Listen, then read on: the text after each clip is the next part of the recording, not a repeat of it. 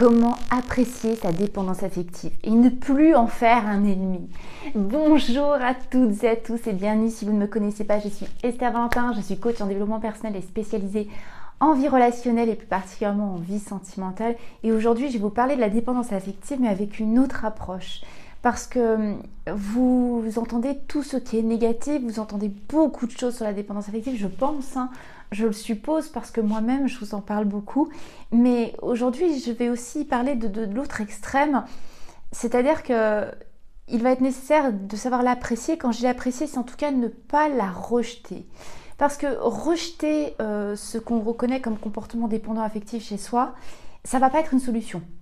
Parce que la rejeter, c'est encore un petit peu rejeter une totalité.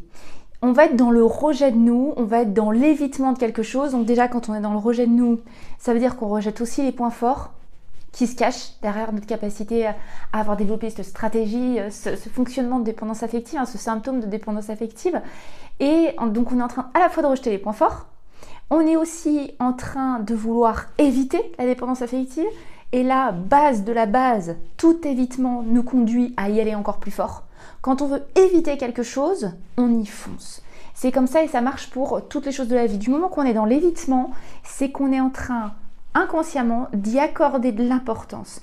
Et dans l'évitement et donc le rejet, on y fonce encore plus, on y accorde encore plus de valeur, on y fait grandir en nous. Et troisième chose, dans ce rejet et cet évitement, c'est que la base de la dépendance affective, c'est qu'on est déjà dans un évitement de soi. On est déjà en fait à avoir pas créé une relation saine à soi-même, ce qui nous fait nous mettre dans cette position de dépendance à l'extérieur, à l'autre, à ce qui est tout autre que nous, pour aller chercher à se combler. Donc si on se met en plus dans cette position de rejet envers soi, vous comprenez que la boucle là, on ne fait que la maintenir. Encore une raison de se rejeter encore plus et de détester quelque chose de soi. Et donc vous voyez que juste dire j'en veux plus, j'en veux pas, parce que si je vous dis ça et si j'ai eu l'idée de cette vidéo aujourd'hui, c'est parce qu'en coaching, beaucoup de monde me contacte sur cette prise de conscience qu'ils ont eue sur leur comportement de dépendance affective. Et ces personnes arrivent souvent avec cette approche de « je déteste ma dépendance affective, je me déteste d'être comme ça, j'en veux plus, je veux y quitter ». Mais en fait, on en parle comme si c'était une espèce de parasite qui s'était mis sur nous. Et pourtant, il va falloir un petit peu au contraire voir les choses comme une forme d'adoption. J'adopte, j'accepte l'idée d'avoir développé une dépendance affective parce que ça en dit long sur comment j'ai construit ma relation à moi-même et donc ce que je dois en faire. Si je suis juste dans le rejet, l'évitement, la fuite, je suis encore finalement en train de maintenir ce qui m'a rendu dépendant, ce qui m'a fait adopter des comportements de dépendance affective. Est-ce que vous me suivez? Ça, c'était pour l'explication de pourquoi ce contenu, pourquoi cette vidéo et tout ce qu'il ne faut pas faire, c'est-à-dire être dans le rejet. On n'en est pas non plus au stade où on dit « Wouh, super, je suis dans la totale dépendance, je suis dans l'inconfort, c'est génial, je m'éclate ». Non, on n'en est pas là non plus. Mais vous comprenez ce que j'appelle comment apprécier la dépendance affective. On va le voir ensemble. Parce que là, je vous l'ai dit, les points positifs, les points forts que vous rejetez en rejetant vos dépendances affectives, il y en a. Il y a du positif derrière la dépendance affective. Il y en a, oui. Je vais vous dire lesquels. Parce que si vous êtes capable d'être dans la dépendance d'une relation, de l'autre, l'envie de vous combler, d'être dans le besoin que l'autre subvienne à vos besoins, à votre bonheur, eh bien il va falloir apprendre à voir le positif que ça révèle de vous. Parce qu'il y a derrière ça votre capacité émotionnelle à vous investir en fait, à être capable de vous engager auprès d'une autre personne, d'être capable d'offrir, de vouloir aussi recevoir, parce qu'il y a ça derrière. C'est fait de manière très inégale, c'est fait avec maladresse inconsciemment, on est dans un intérêt de recevoir. Oui, on peut utiliser l'autre malgré soi pour être dans ce besoin de se combler, mais ça veut quand même dire que vous êtes à la base, avec cette capacité d'être dans l'envie de partager. Oui, il faut réajuster les curseurs. Oui, il faut rééquilibrer le truc. Ok, on va pas revenir là-dessus dans cette vidéo, on le sait. Mais vous avez une capacité à donner, à recevoir, à aimer. Et peut-être que ça vous paraît banal. Il y a des gens, il faut qu'on se le rappelle, des personnes sur cette terre qui sont bloquées, qui n'ont pas ces capacités, qui sont incapables de créer des connexions émotionnelles, qui sont mis dans des fonctionnements très évitants, très fuyants, qu'on fait des barrières face à ça, et ils sont privés de tout le bonheur que ça peut engendrer de connecter avec une autre personne. Vous avez le cœur qui bat, qui est prêt à aimer, qui est prêt à donner, qui est prêt à recevoir, enfin, c'est une force. C'est une force, ne la normalisez pas. N'utilisez pas encore cette manière de faire pour vous dévaloriser plus, encore et encore, et pour penser que vous êtes juste une personne qui a des mauvais comportements, qui est dépendant affectif. Vous n'êtes pas une dépendance. Vous êtes beaucoup plus que ça. Donc il faut vraiment se redire que vous êtes capable de tout ça. Et c'est magnifique. Donc vous êtes capable aussi, ça veut dire, d'avoir une bonne relation, avec des bonnes intentions, grâce à votre grand cœur. Et ça, je trouve que c'est quand même une superbe qualité. Ensuite, ça va être apprendre à la valoriser pour ne plus tomber dans le piège que je vous ai dit. Le positif, il faut le regarder. Donc, on va se prendre un temps d'arrêt pour regarder ce qu'il y a de beau, ce que ça dit de long chez nous, derrière tout ça, derrière l'inconfort. Et on va aussi apprendre à se valoriser par cette manière pour ne plus faire ce piège dont je vous ai parlé en introduction, ce cercle vicieux. On en profite de reconnaître une dépendance affective pour continuer de se dévaloriser en s'évitant, en se rejetant encore plus, et donc comme ça, se rendre encore plus dépendant à l'autre parce que la relation avec vous-même, elle va être pleine de jugement, elle va être hyper dure. Et elle va être dans l'évitement. Non, vous allez encore plus avoir besoin de l'extérieur, je vous assure. Donc, on va apprendre à différencier ce positif de ce qui est inconfortable. Vous n'êtes pas une dépendance. Vous avez des comportements, il y a des choses qui sont extrêmement belles chez vous, une personnalité, des qualités, et il y a des comportements qui vous amènent un inconfort. Et c'est cela sur lequel vous voulez travailler. Donc, on va faire le point sur ce que vous voulez faire évoluer dans un premier temps. Notez, n'hésitez pas vraiment à faire cet exercice pour dissocier et non plus faire un espèce de pack où vous vous êtes inclus dedans comme « Ah, c'est acheté, j'en veux pas ». Non, on va arrêter de rejeter. Donc posez-vous et faites ce point. Faites ce point et citez-vous tous les points que vous avez envie de faire évoluer, ce qu'on va appeler les points qui sont inconfortables, qui vous amènent de l'inconfort. Par exemple, dans tout l'amour que vous vous souhaitez. Vous ne voulez pas un amour, vous avez besoin d'utiliser l'autre pour vous combler. Voilà, ça c'est un des points inconfortables que vous voulez faire évoluer. Et vous visez le fait d'avoir un amour où l'autre n'est pas là pour se combler, mais pour partager. Vous voyez, on est en train de développer ce qu'on a diabolisé. On va y mettre en évidence pour voir comment on sait qu'on va avoir à travailler dessus et comment on va pouvoir travailler dessus. Ça, c'est vraiment une phase d'acceptation. Ça peut être vous n'aimez pas l'idée d'avoir un égocentrisme et dans ce besoin insatiable de reconnaissance, de recevoir. Vous avez envie de quelque chose où vous vous sentez beaucoup plus tourné vers l'autre, mais tourné vers vous en même temps. Voilà, ça va être les points inconfortables. Je vais vous donner d'autres exemples. Vous ne voulez pas être une personne qui soit capable, même inconsciemment, d'être dans la manipulation, j'insiste, inconsciente, pour obtenir de la reconnaissance de l'autre tellement vous en avez besoin.